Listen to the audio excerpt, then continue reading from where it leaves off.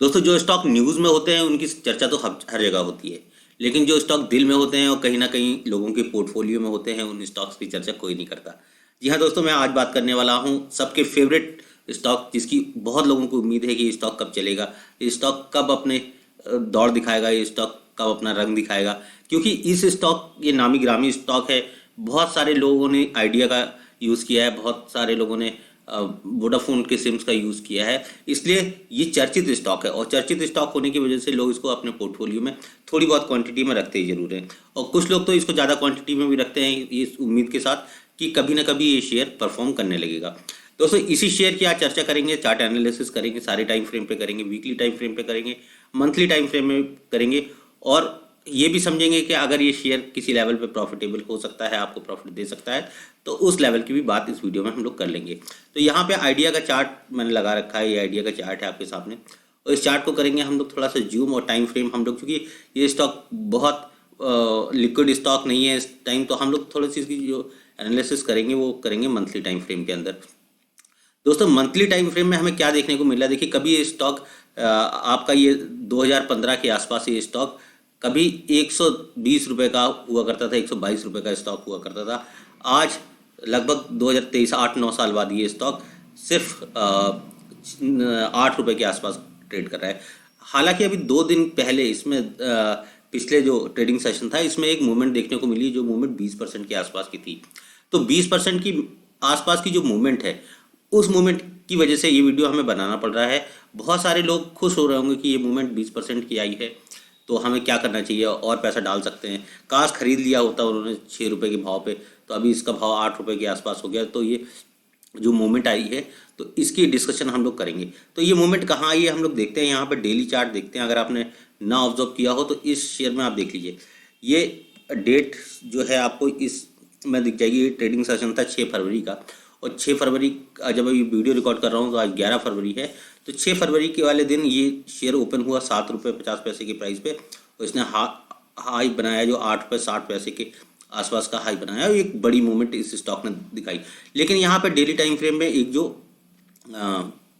Resistance था, इस resistance को इसने टच किया, जो कि 8 रुपये 60 पैसे के आसपास का ही था। 8 रुपये के 60 पैसे के आसपास के रेजिस्टेंस को टच करने के बाद दोबारा 3 दिन स्टॉक डाउन ट्रेंड में चला गया, और फिर इसने जो कैंडल बनाई ग्रीन कैंडल के साथ ये क्लोज हुआ है। अब हम लोग यहाँ पे बात करते हैं कि इस स्टॉक में जो मूवमेंट है, वीकली चार्ट पे हम लोग जो देख लेते हैं, वीकली चार्ट पे इस स्टॉक में क्या चल रहा है। यहाँ पे कॉन्टिन्यूसली अभी एक डाउन ट्रेंड चल रहा है। देखिए, बहुत सारे लोग ऐसे मूवमेंट देख के स्टॉक को बाय करने की कोशिश करते हैं, और बहुत सारे लोग अपने पोर्टफोलियो में ले लेते हैं। देखिए, वीकली चार्ट पे चल रहा था, और वीकली चार्ट पे एक ट्रेंड डेवलप हो रहा था, और वीकली चार्ट का ये जो रेजिस्टेंस है, इस ट्रेंड लाइन का रेजिस्टेंस है, इस ट्रेंड लाइन के रेजिस्टेंस को इसने टच किया, और वापस से स्टॉक वीकली चार्ट पे क्लोज हो रहा है।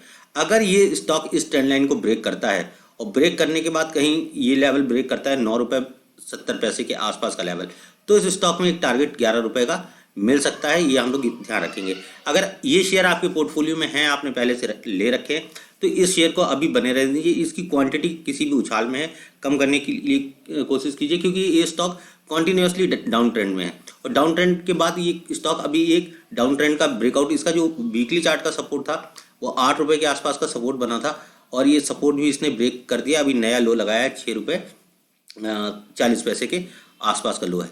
अगर ये स्टॉक आपको लगता है कभी हमें बाय करना है, तो वीकली चार्ट पे आप इसको, वीकली बेसिस पे आप इसको बाय करेंगे, और आप यहाँ पे फिबोनाची लेवल के ऊपर आप इसको बाय कर सकते हैं। फिबोनाची लेवल के हिसाब से अभी जो वीकली चार्ट का जो रुख है, उसके बाद इसके बाइंग प्राइस जो आ रही है वो आ रही है लगभग 11 रुपये 60 पैसे के ऊपर की। तो 11 रुपये के 60 पैसे के ऊपर अगर ये शेयर चलना स्टार्ट करता है, तो आपको यहाँ पे 15 रुपये और उसके आगे टारगेट 17-18 रुपये के टारगेट इस स्टॉक में दोबारा आ सकते हैं। लेकिन इस स्टॉक में होल्ड करना है, इस स्टॉक में बाइंग तभी कीजिएगा जब ये 11 रुपये के आसपास का क्लोज दे। कई बार होता है, बहुत सारे जो स्मार्ट ट्रेडर होते हैं वो चार्ट की बदौलत, चार्ट पे एक छोटे ब्रेकआउट के लेवल पे, इंट्राडे में कोई ब्रेकआउट आया है, फिर स्विंग ट्रेड में कोई ब्रेकआउट आता है, इस स्टॉक में लगातार प्रॉफिट बुकिंग अपनी करते रहते हैं। लेकिन इसको पोर्टफोलियो में होल्डिंग जो इनकी होती है बहुत कम शेयर्स की होती है, लगभग बहुत सारे लोगों की होल्डिंग से, क्योंकि ये स्टॉक मैंने बताया कि बहुत फेमस स्टॉक है। तो इस फेमस स्टॉक होने की वजह से इसको हमेशा एडवांटेज मिलता रहता है,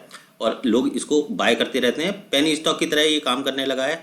वॉल्यूम, डेली वॉल्यूम बहुत कम होता है, डे ट्रेडिंग के अंदर वॉल्यूम बहुत कम होता है। तो आप इस चीज़ों का ध्यान रखेंगे और फिर इस स्टॉक के साथ बाइंग करेंगे। अगर ये स्टॉक आपके ही पोर्टफोलियो में है तो इस वीडियो को कर दीजिएगा लाइक, चैनल को कर लीजिएगा सब्सक्राइब, क्योंकि ऐसे शेयर जो पोर्टफोलियो में रहते हैं कहीं ना कहीं हम उनके बारे में न्यूज़ कोई नहीं मिल पाती, इस चैनल पे आपको उसकी एनालिसिस जरूर मिलती रहेगी। बहुत बहुत धन्यवाद।